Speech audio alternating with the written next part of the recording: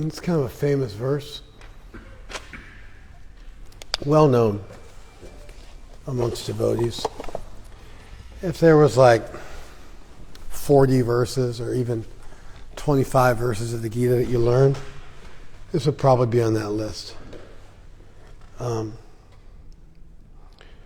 Avajananti mam mudha.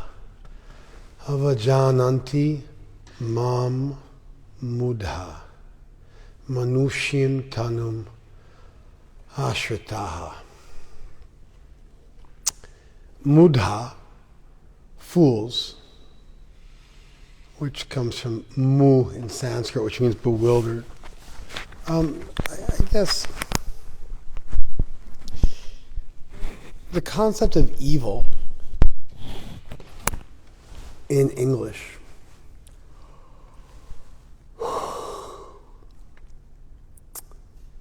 is very much a core. You're bothering me. Hey, you're bothering me. Is very much a core dualistic philosophical construct.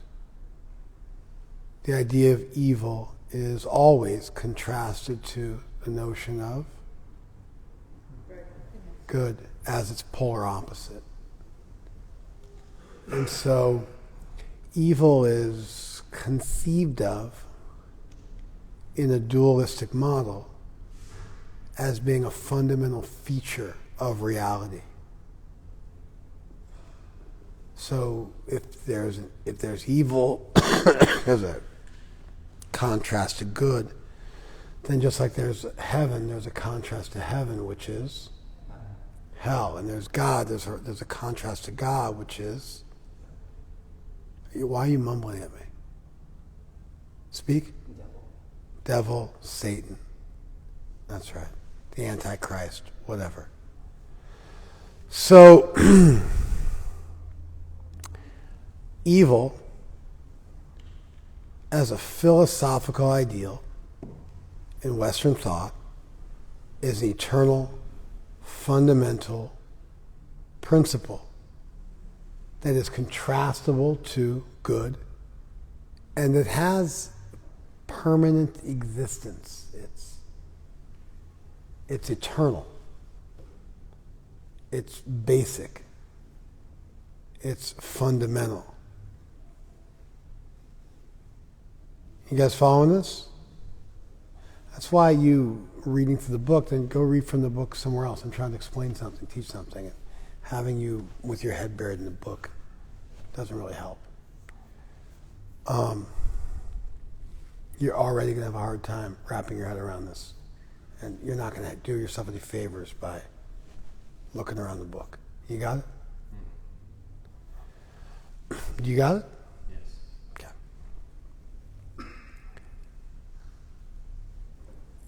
This is, you all know this. You just might not know you know it. But being raised in the U.S., in a Christian country, having some familiarity with church, even just cartoons and TV, this idea is part of your map of the world.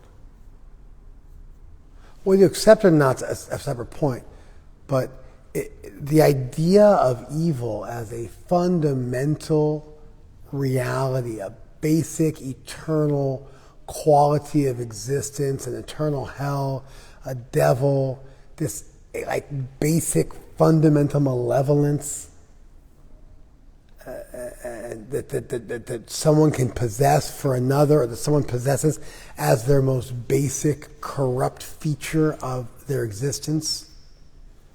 That whole idea is, practically speaking, incomprehensible to, let's say, your average Hindu.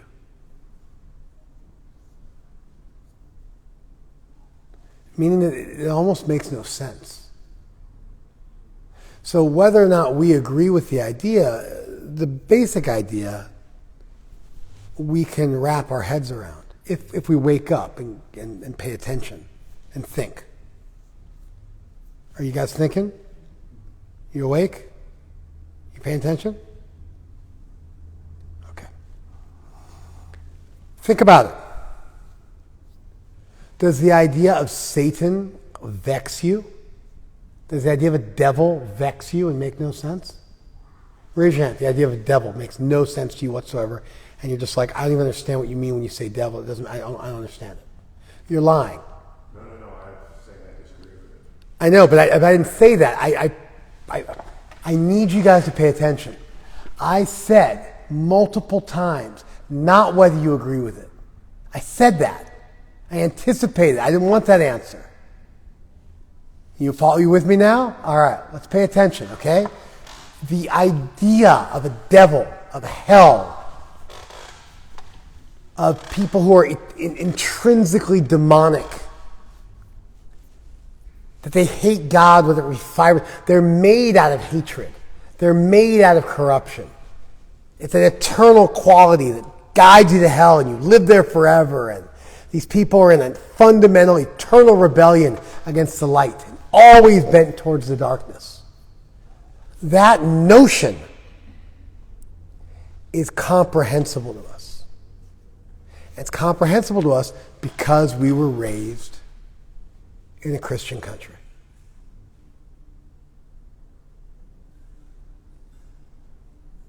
You following this? Who amongst our little group tonight doesn't even understand the idea of evil or Satan? Raise your hand. Hinton, you understand it? Why do you understand it? So in Kenya, it is essentially a Christian country. They went there, so it's absorbed into. So even in an East African country, because Christianity had spread there, was it Catholicism or Protestant Christianity? Which one was it? Huh? Catholicism. Because Catholicism had spread there, did you go to a Catholic school growing up? But it was prevalent enough that you were aware of it, right? Even though you were a Hindu, it was prevalent enough that you were aware of it, right? Good. Your average Hindu, they won't, even after this description, they still wouldn't be able to understand it. The idea of a fundamental evilness, an eternal evilness, would just not make sense to them.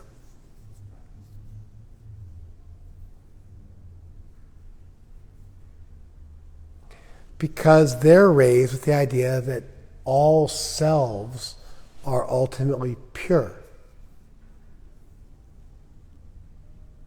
And therefore there's no true evil. Everyone, if you dig deep enough, is fundamentally good.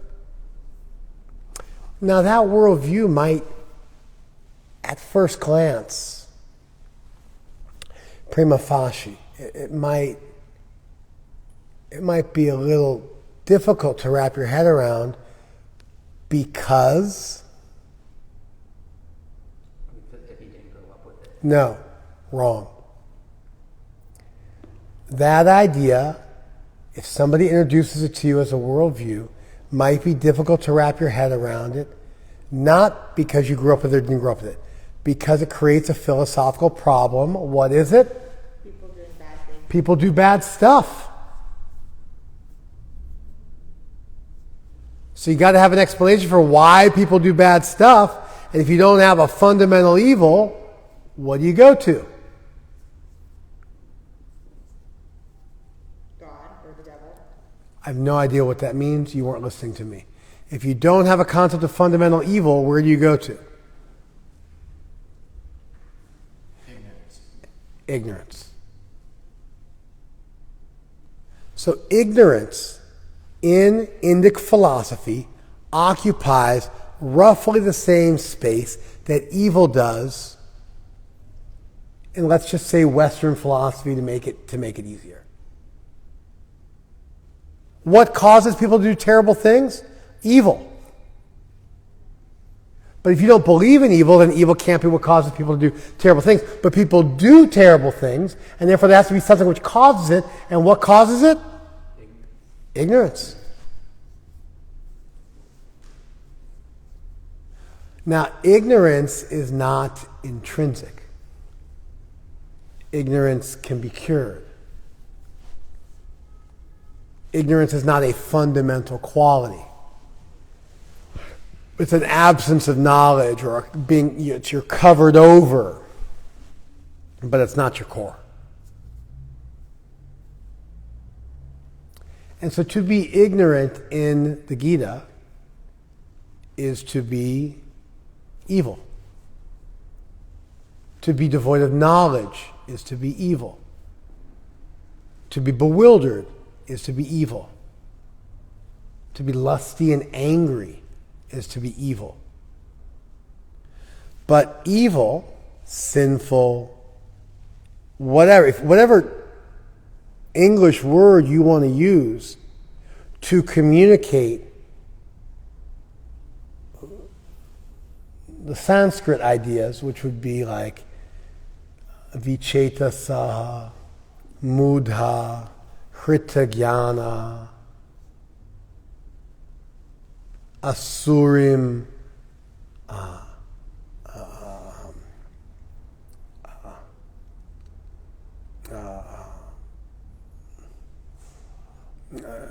durachar, badly behaved, especially badly behaved, bad-natured, sinful papa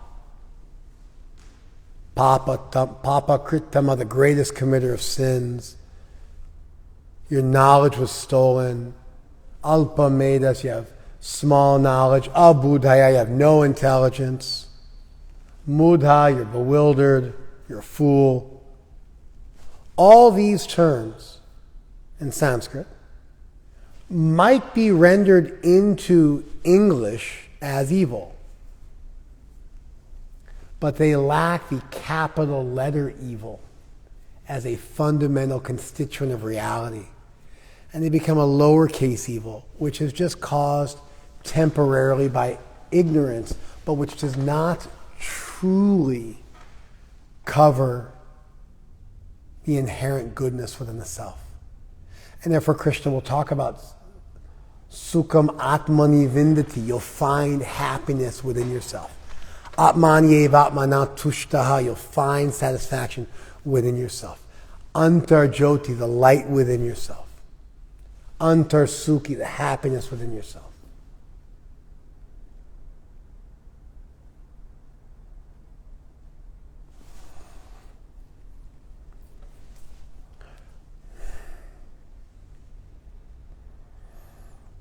There is no fundamental malevolence because the fundamental quality of the soul is purity in Hinduism.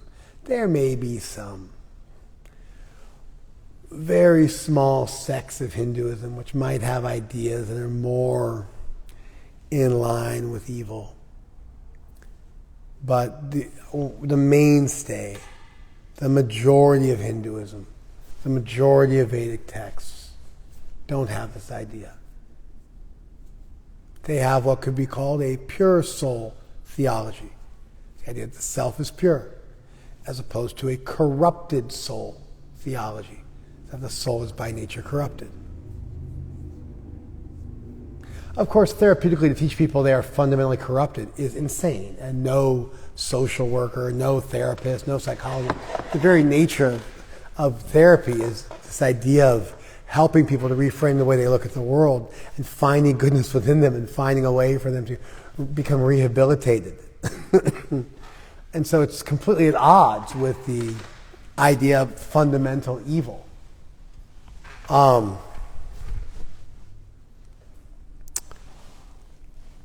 Even a sociopath wouldn't be viewed as fundamentally evil. They would just be viewed as fundamentally selfish for this lifetime.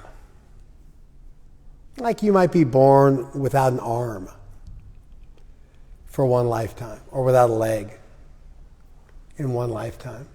It's like a karmic punishment that lasts a whole lifetime. You're born blind. So you might be born without the capacity for empathy, which is to some extent debatable because they do, sometimes even with people who they feel have a really limited, maybe no capacity for empathy, they're able to draw out some form of empathy from some people towards some people in their lives. You find little bits and pieces. Sometimes they give hardened criminals pets to take care of, and they display a tremendous amount of attachment and concern and empathy for their pets. And then they start to display some remorse for their crimes. Sometimes people can be awful to their victims, but they're really good to their family members.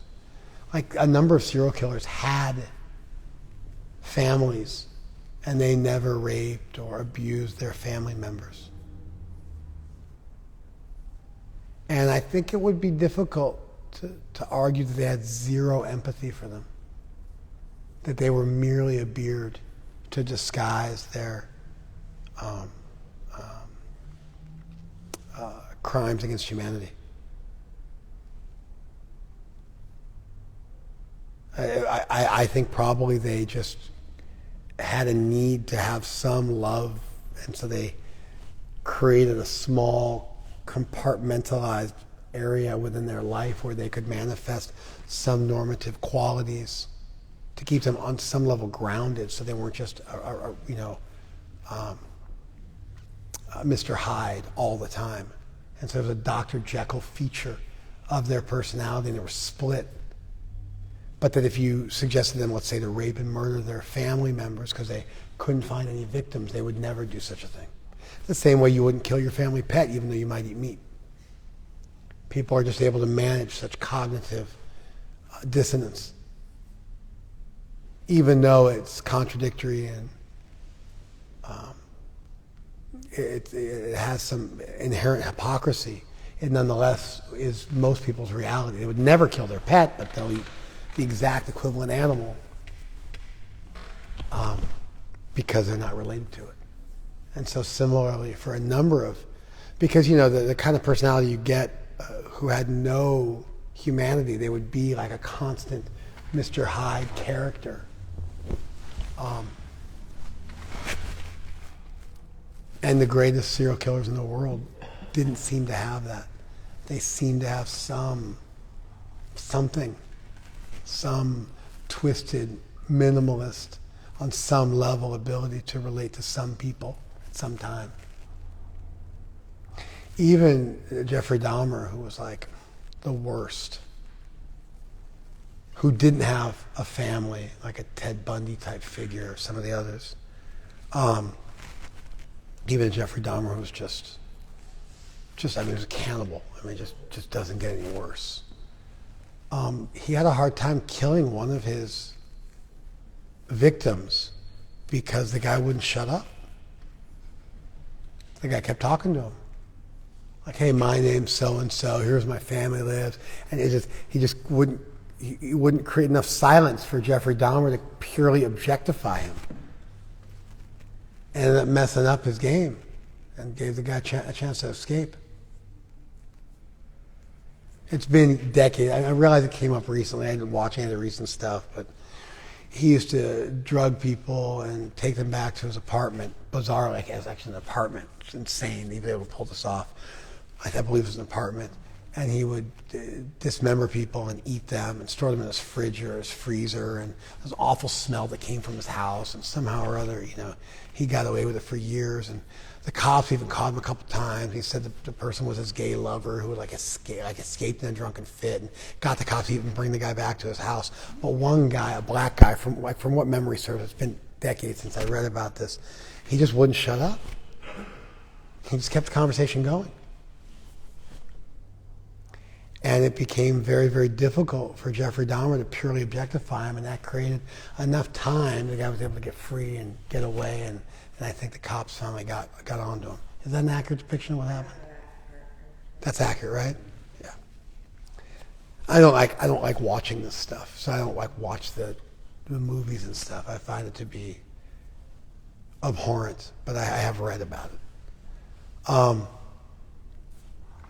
As crazy as it sounds, even that indicates some level of empathy, that he wasn't purely a monster devoid of any sentiment, because if the conversation was going, at least while the conversation was going, he couldn't purely objectify somebody and view them merely as an object for his sadism. He was able to empathize with them enough that he couldn't just commit those most atrocious crimes.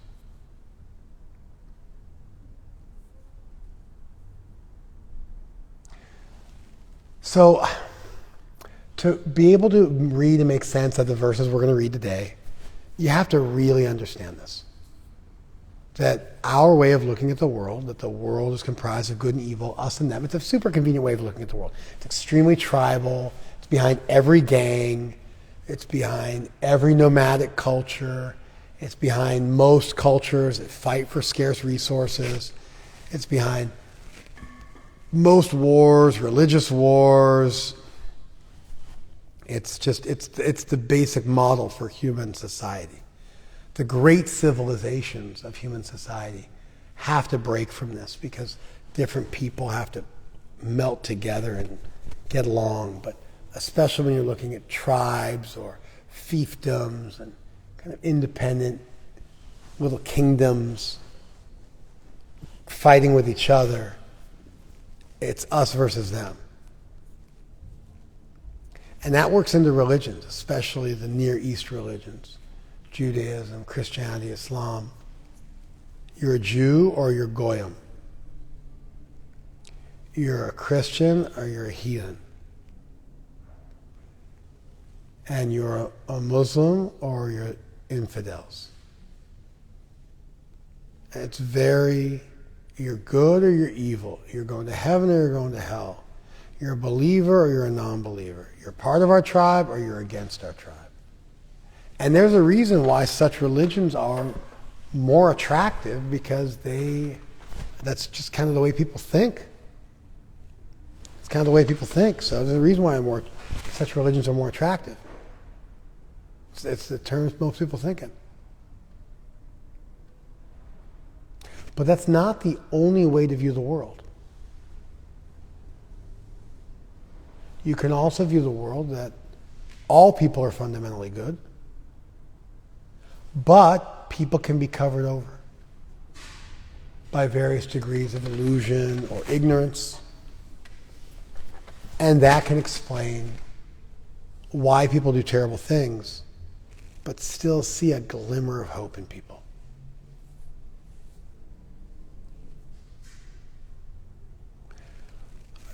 This is the basis of all therapy. It's not possible to have the evil model and be a therapist.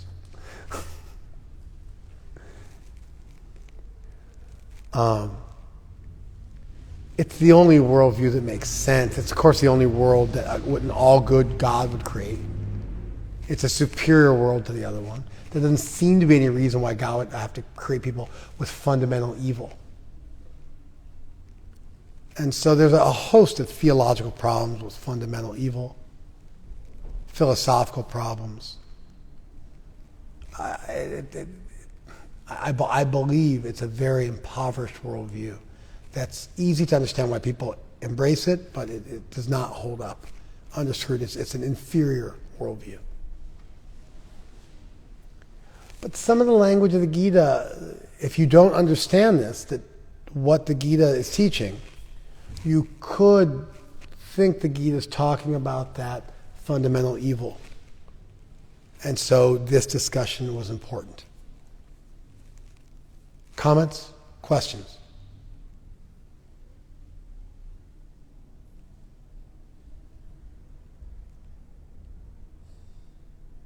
We can't just say, oh, we don't believe in evil, because then the person's natural response that you couldn't get, even though you should have, the person's natural response is going to be what?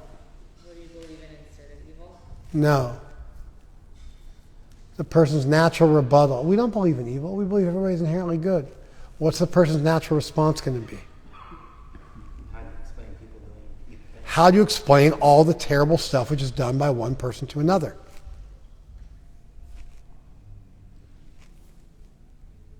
You think you knew that, but you didn't, because no one on planet Earth that you're talking to, unless they already knew all the answers to the question, and they were treating you like a 3-year-old, like you're just trying to get you like in the vicinity so they can give you a gold star for participating, would ever understand that you knew what we were talking about. Even after 25 minutes, half an hour, it's disturbing. You need to pay attention better. If you tell anybody, oh, we don't believe in evil, their natural rebuttal is going to be what, Fernanda? Why there's so much bad things happening? Why people That's do right. bad things? So this idea of ignorance, this idea of what is causing these terrible things to happen, and the ability to explain how we cannot believe that's true evil, but is rather just a profound ignorance, a very high level of a diseased condition for which a cure will be very difficult to effect in this lifetime. But that doesn't taint the soul. You have to be able to argue this,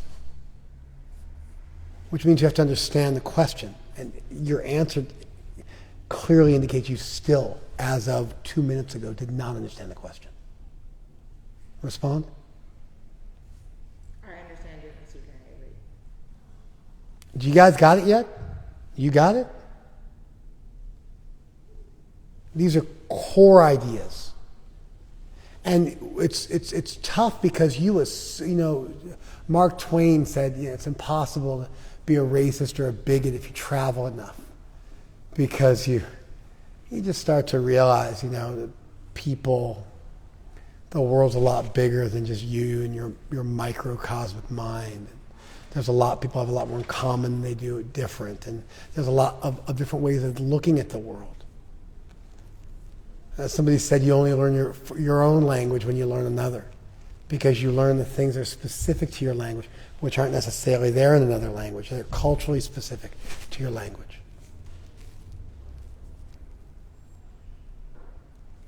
And so it's so natural to think of the world in terms of us and them. I mean, it's like mammalian. It's primatological. It's beyond primatological. It's mammalian. This is what species do. They click up for survival. So this stuff is, this tendency to us versus them, the world, is innate. It's animalistic.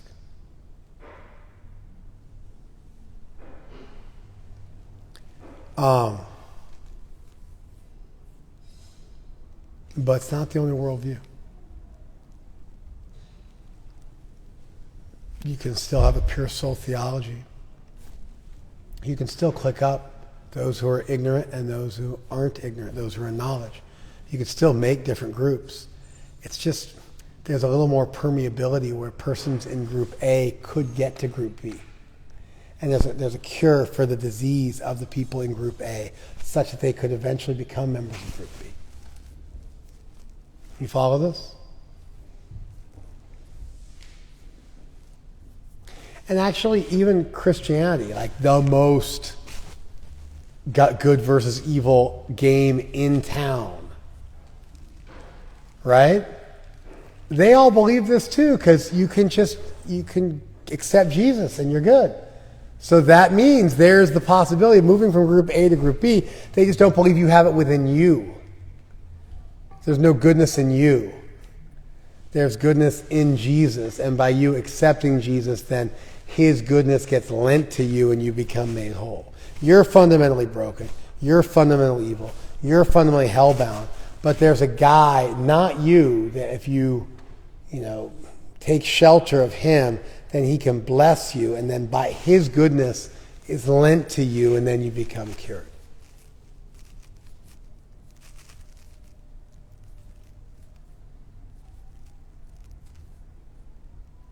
So even they have rehabilitation. Even they have the ability to rehabilitate. And it's important to note that none of this involves subverting a legal system. You can go to prison for the rest of your life for murder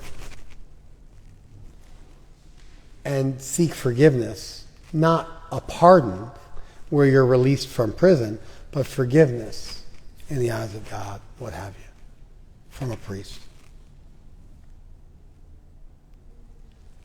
And they're two separate levels.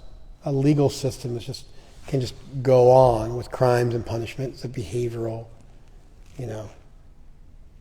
system with punishments attached for poor behaviors.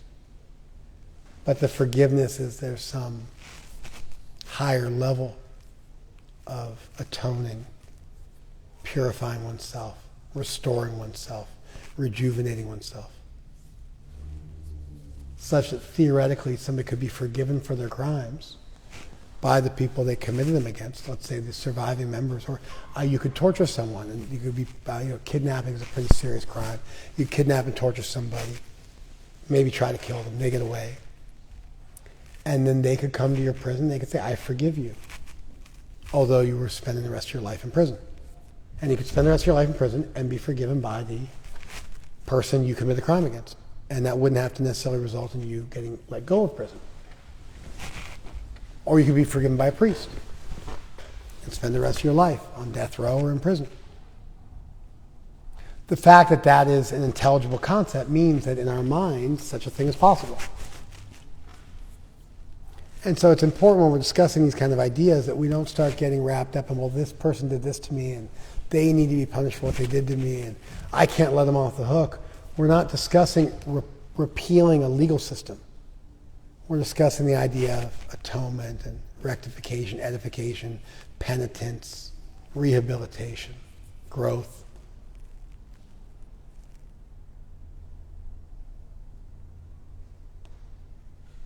Which operate in a largely distinct way from a legal system.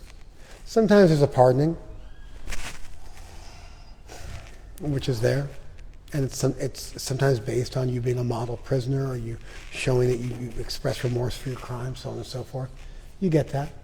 You get that pardoning process, which is a legal recognition of people thinking that you've done enough, you've served, you've paid your debt to society. But largely those two systems can operate independently of one another.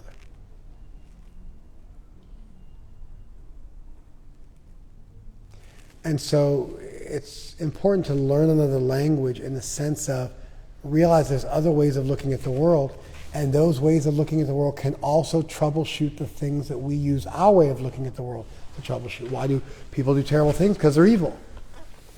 Why do people do terrible things? Because of ignorance. There's hope for everyone through Jesus Christ. There's hope for everyone because you're all fundamentally good. And you might need a little bit of love, but you've got goodness in you.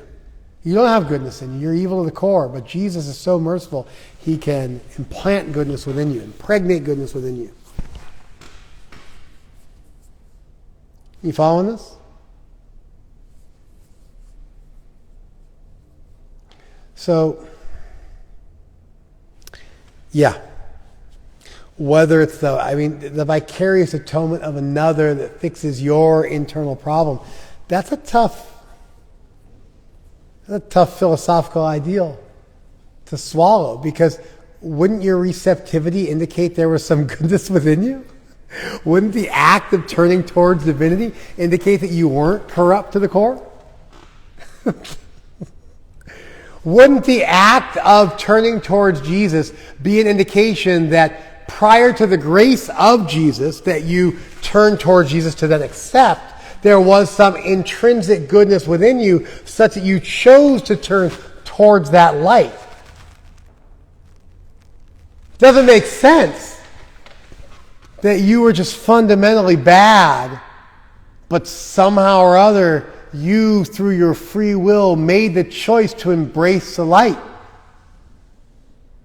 without that light already permanently existing within you in some minute capacity. Did you guys follow that? So a lot of times we don't think this stuff through. But it doesn't mean that these ideas aren't underpinning everything we say, and we have to think through stuff. If we want to grapple with these concepts and make sense of them, we have to think through this stuff. I would argue that the Christians don't really have an argument. I would argue that the Christians don't really have a sustainable platform, that there's no good in you, that you're hellbound, that somehow or other you have the ability to turn towards Jesus. And then here's another one that's kind of wild. If you've got that ability to turn towards Jesus, why is it that when you die, you lose that ability? Because there's various philosophies of hell. There's annihilation, and there's conscious eternal suffering, and then there's conscious temporary suffering followed by eternal annihilation. So if someone was eternally annihilated, then okay, the jig's up. You can't turn towards Jesus anymore because you're eternally annihilated. But if you're either temporarily or eternally being consciously tormented, why wouldn't you be able to turn to, why wouldn't the same mechanism that allowed you to turn towards Jesus in this lifetime still play? You follow? There's some portion of you that continues to exist forever. Why wouldn't that portion of you that continues to exist forever include the ability to turn towards Jesus? Otherwise, the ability to turn towards Jesus is part of your corporeal existence, your temporary existence, not part of your eternal nature that suffers forever. So then how could a temporary thing that you turn towards Jesus with your body, temporary nature, mind, but your soul can't turn towards Jesus? But if you turn to Jesus with your mind, then you go to heaven.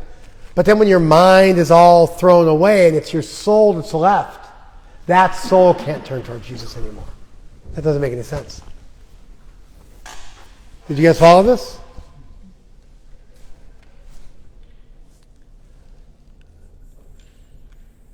So everybody has to do the same business. Like, you can improve yourself. There is hope for you. There is a way to rehabilitate yourself. It's just what's the mechanism by which that happens? And bad stuff happens in the world. What's the mechanism by which that happens? And now we're just comparing ideas. And so a good soul theory seems to jive better with the even limited amounts of empathy we find. We don't find any true animals in this world. We have no capacity for empathy on any level. We don't find that. This pure evil model that we want, it's only really in the movies. And even when we look at the absolute worst people in the world, there's some little bits of humanity. Uncomfortable little bits of humanity. Because it's just so much easier to demonize people and hate every ounce of them.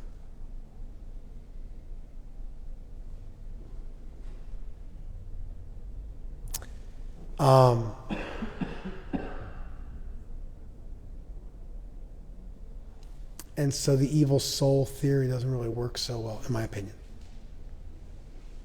I think the pure soul theory combined with ignorance is a better model.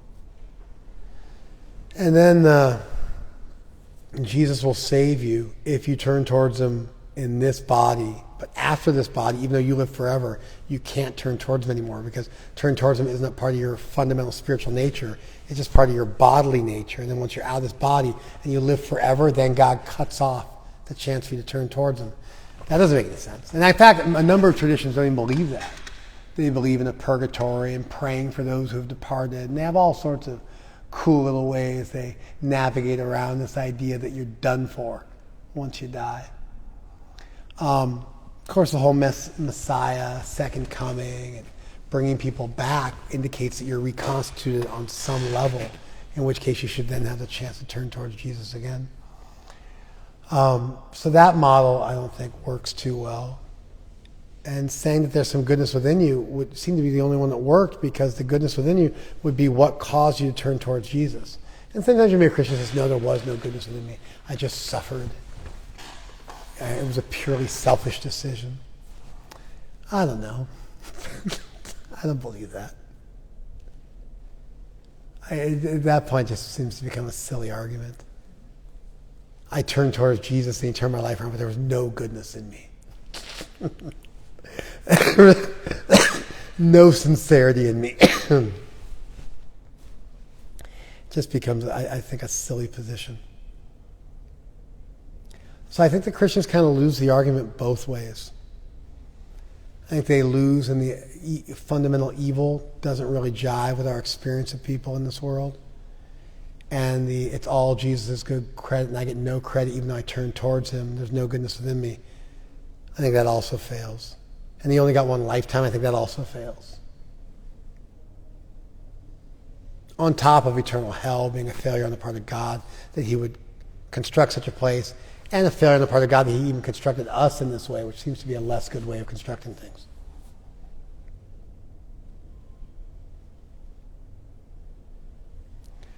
This understanding the fundamentals of the positions and then being able to argue back and forth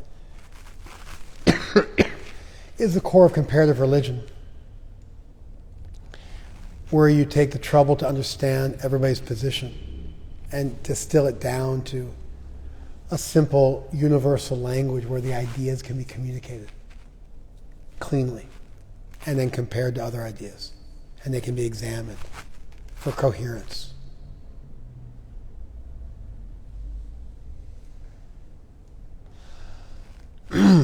Okay, questions or comments?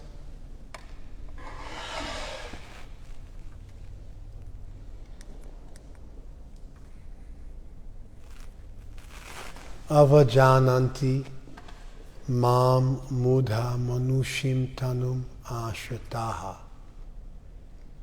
Mudha, confused people, fools, deride me. Avajananti, they know me less. They know me as they think less of me. Literally, is what's being said. They think less of me. Manushim tanum ashritaha, because I have a human-like form. They think less of me.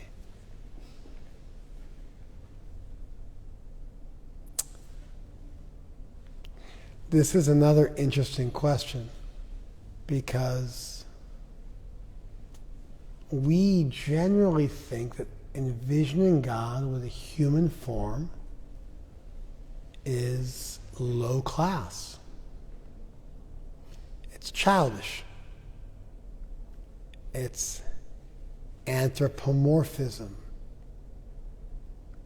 It's ascribing human qualities to God.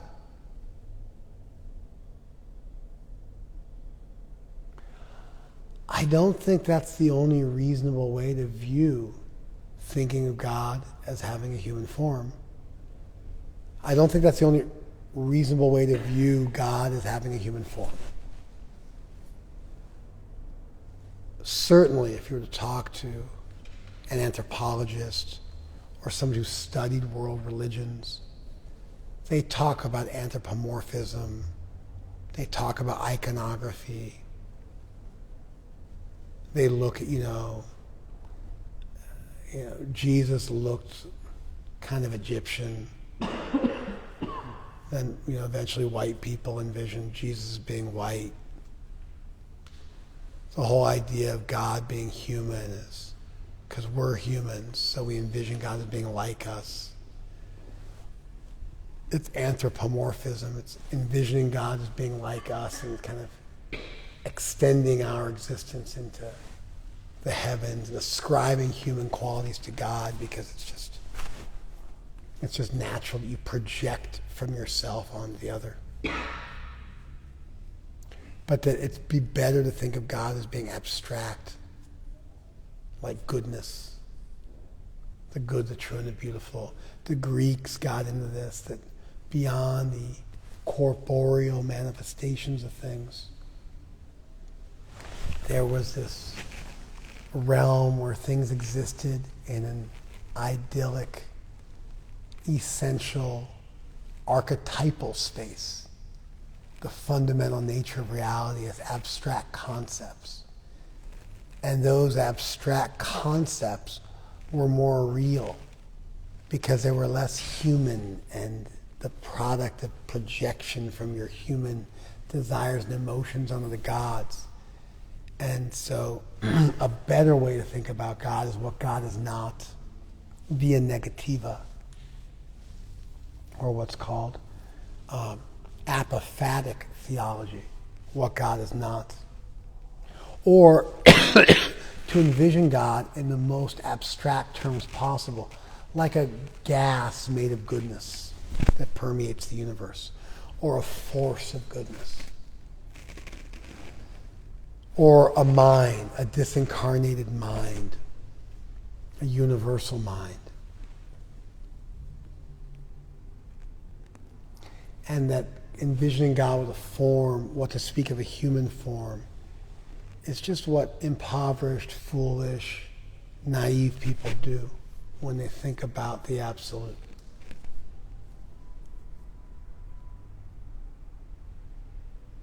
That's not the only way to view things.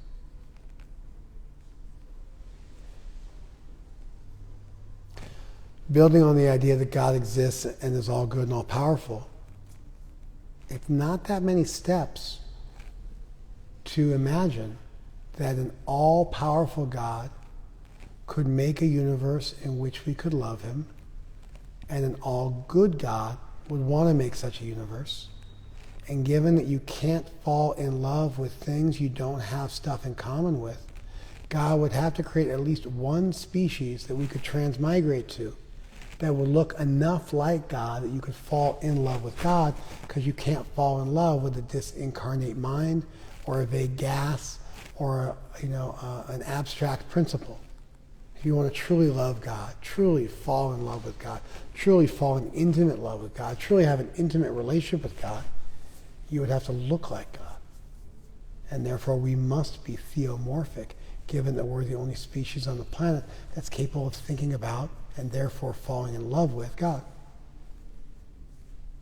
And therefore, just by studying our look, we must understand that we appear enough like the divine such that we could fall in love with the divine.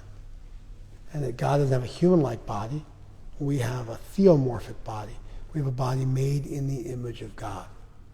And we can still make distinctions. Our body grows old and dies, and it's subject to the law of gravity and entropy and so many things. God's body would not be like that. God's body would be made out of spirit. But the iconography which envisioned God as human would be natural if you want to fall in love with God. But it also might be philosophically necessary if you believed in an all-good, all-powerful God. Because an all-good God would want you to be able to fall in love with him. An all-powerful God could make a universe where that was possible. And given that we're the only species that has the ability to think about and fall in love with God, we would therefore have to look enough like God to make that relationship possible. Either A, we'd have to pretend God was human in order to fall in love with God. But why wouldn't an all-powerful God just make a universe where we actually did look enough like God that we could fall in love with him? That would certainly seem to be a better universe where we just had to fake it. And so understanding the specialness of human beings as a species and the nature of love,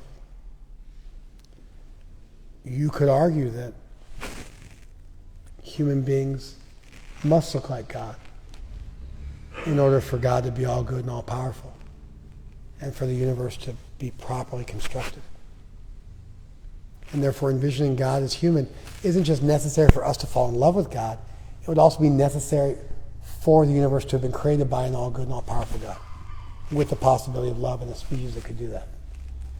Did you guys follow that argument? I've said it about 4 or 5 times now. Did you follow the argument? Did you follow the argument? You guys followed it? I doubt it, but I gave it. Avajananti ma mudha manushintanum ashritaha. Fools think less of me because I have a human-like form.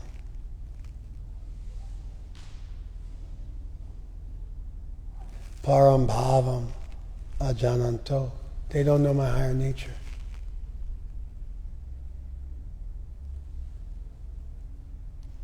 They don't know my higher nature. Mama Bhuta Maheshwaram, as the great Lord of all beings.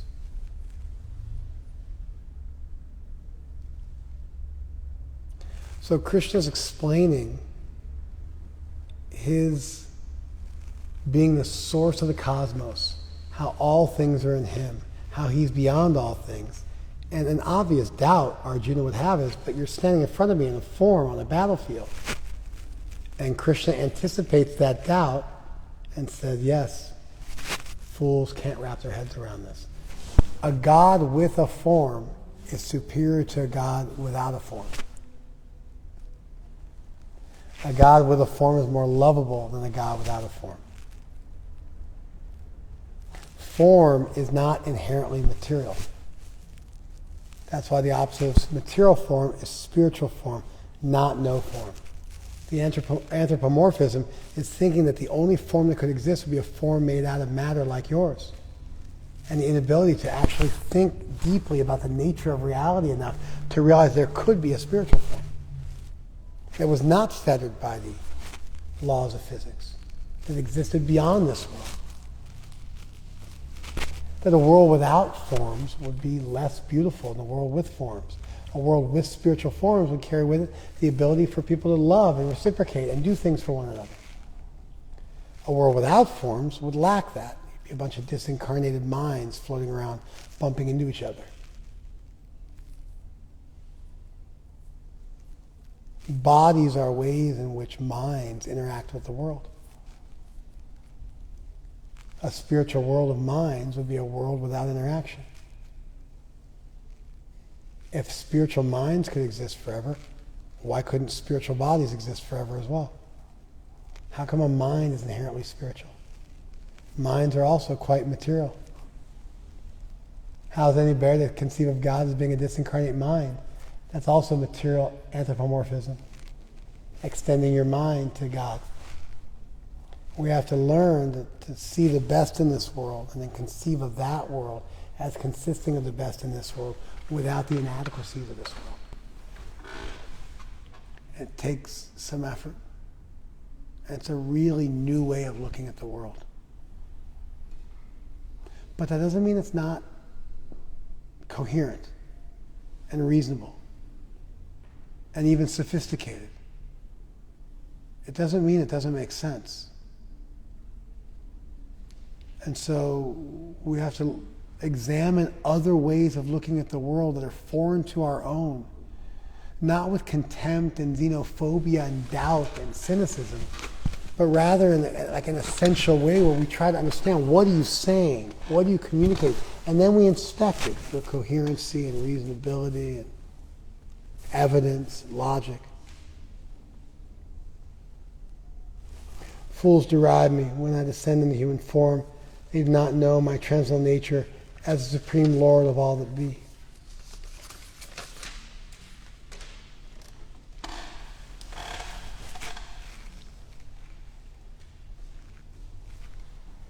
Those who are thus bewildered and attracted to demoniac and atheistic views, in that deluded condition, their hopes for liberation, their fruitive activities, and their culture of knowledge are all defeated. Mogasha, those whose desires are futile. Moga karmana, those whose actions are futile. Moga jnana, those whose knowledge is futile, bewildered. Vichetasaha, those of bad minds. Rakshashim asurim chaivam prakritim mohinim ashrita, those who take shelter of illusion, those who have the nature of demons, lowercase d, and demons, and ungodly people. They take shelter of this ignorance and they can't understand the idea of God. It's like disturbing. Usually when I talk to people about their lack of belief in God, it's not logical. It's not evidence-based. I very rarely meet well-read atheists. I meet knee-jerk atheists who generally have quite poor arguments to support their worldview.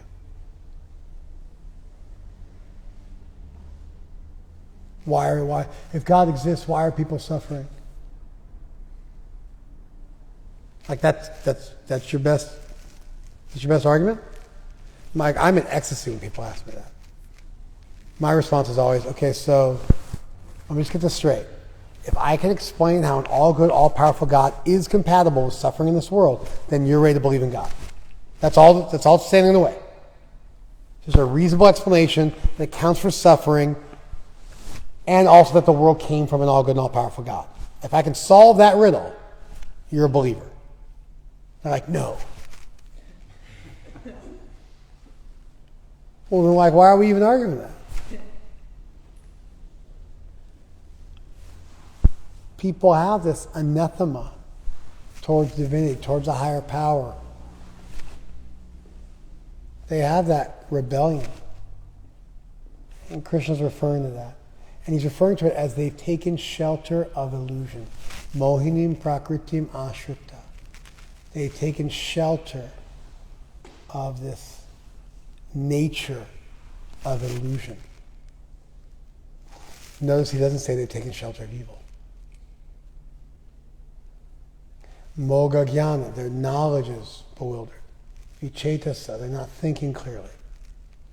Mohinim prakritim ashrita, they've taken shelter of the nature of illusion, and therefore they can't understand manushim tanum ashrita, that I have taken shelter of a human body, that I have a human-like body. They can't understand that.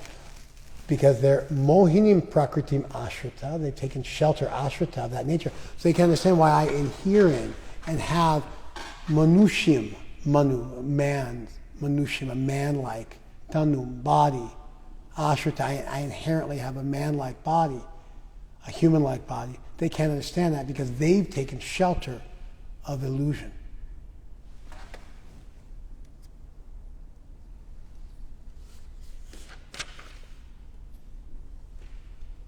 Those who are not deluded, the great souls, they're under the protection of my divine nature. They're fully engaged in devotional service because they know me as the Supreme Personality of Godhead, original and inexhaustible. Mahatmanas tu mamparta. Daivim prakritim ashrita. Mahatmanas tu, but the Mahatmas, the great souls. Mahatmanas tu mamparta. Daivim prakritim ashrita. They take shelter of my spiritual energy. Mohini prakriti, bewildering energy. Daivi prakriti, divine energy.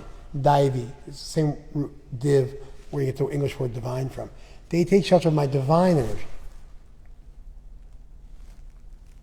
Bhajanti ananya manaso, they worship me with an undeviated mind.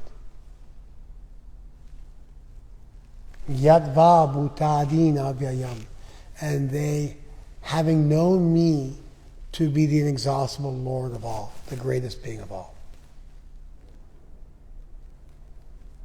So you've got these people who are in knowledge versus these people in ignorance. These people who've taken shelter of knowledge versus people who've taken shelter of ignorance. These are the great souls, these are the bewildered souls. And when they encounter the deity, when they encounter God, people have one of two reactions. And it's not purely philosophy. There's something else going on there. It's the way they're choosing to interface. It's very rare you meet somebody who just, I don't know the answer, please give me some information, I'm ready to believe. They're already inclined to believe, they just need a little bit of help. They're already inclined not to believe, and even if you give them good arguments, they won't argue with you, they'll just be like, I don't know. And they'll just bail. But it's not like they ever come up with a good counter argument. I don't know. I'm not convinced. Oh, okay. I'm like who made you the judge on Dancing with the Stars? Who did that? Like, are you qualified to judge a successful argument? Do you have a counter argument? No. I'm just not sure. And it's like, okay. There's not much you can do with that. We can try, but sometimes people just don't want, and there's nothing you can do about it. It's like that movie, He's Just Not That Into You. Keep thinking, if I just, if I just do this a little different or that a little different, that's not the solution. They're just not into it. That's usually, there's no cure for a lack of interest. And so Krishna's pointing out here that, I'm the source of the entire universe and beyond the universe. He's explaining it. And he says a lot of people have a hard time with this. And those people are bewildered. And some people have taken shelter of knowledge. And those people are able to appreciate me. And so you see this evil and good played out in the Gita as knowledge and a lack of knowledge. And it's the same ideas are still dealt with. And the same ideas are still dealt with. Why some people turn towards God, why some people turn away from God. The same ideas get dealt with. The same stuff has to be explained. But the methodology, the concepts used to explain it are different. Here we have knowledge versus ignorance. Those who turn towards divinity versus those who turn away from divinity. Versus those who are evil and those who are good.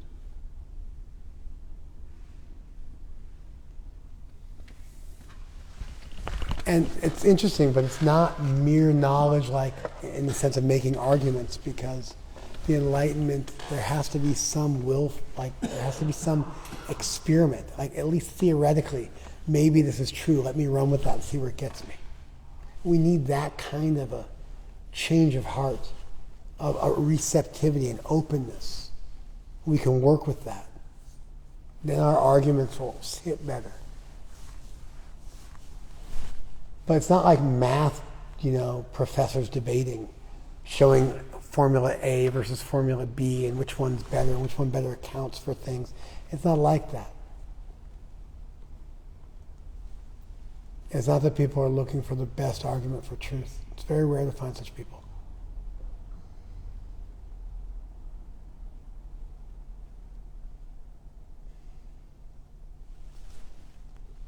And then the devotees, these Mahatmas, great souls, bhajanti mam, bhajanti ananya manasa mam. They worship me with an undeviating mind. Gyatva bhutadi navyam, knowing me to be the original being, the source of all beings, inexhaustibly. What are those? How do they worship me? Satatam kirtayantam mam. They do kirtan of me all the time. Yatantas cha dridha brataha. They strive towards me with great vows. Namasyanta chamam nityam, and they're always offering their respects to me. Namasyantas chamam bhaktya, they're always offering their respects to me with bhakti. Nitya yukta upaste, and they're always engaged in my worship. They're always yoked to me through such worship. And so this describes the nature of the devotees that turn towards him. They do kirtan, they take vows, they have bhakti, they offer respects, and in that way they always remain yoked to Krishna. Satatam kirtayanto mam. They do kirtan of me always. Yatantas cha dridha brata. They worship me with great vows. They strive towards me with great vows. Namasyantas chamam bhaktya. They offer their homage and respect to me with bhakti. Nitya yukta upasate. And they're always yoked to me through such worship. That's the description of the Mahatmas who are worshiping Krishna with an undeviating mind that I mentioned in the last verse, who are contrastable to those who turn away from divinity, and they turn away from divinity. And that's why even though Krishna is standing in front of Arjuna explaining all these things, some people just won't ever be able to wrap their heads around.